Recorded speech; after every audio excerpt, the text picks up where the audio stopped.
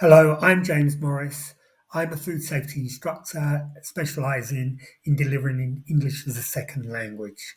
So today we're going to look at what is two-stage cleaning. So I've broken this down into quite simple words. So it all goes like this. The two-stage cleaning process. First, we use soapy, warm water to clean and remove what you can see like dirt. Next, we use a sanitizer to kill tiny germs you can't see.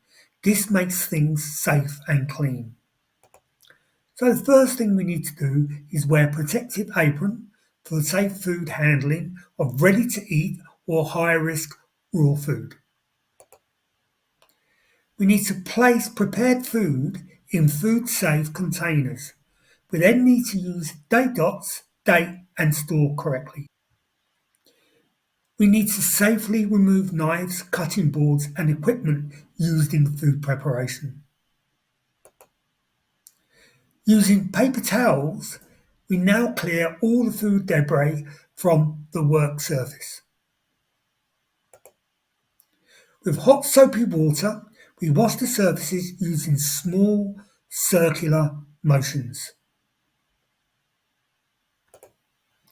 Using clean paper towels, we wipe away the soapy water residue.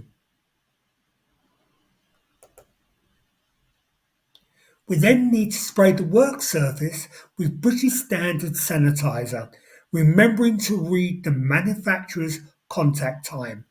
Contact time means how long we have to leave the sanitizer on the surface before we can wash it away. We then need to wipe the surface clean with paper towels after using the sanitizer. Then we have to dispose of rubbish and the disposable apron. Then wash our hands with soapy water for at least 20 seconds to conclude the process. I'm James Morris. Thank you for watching.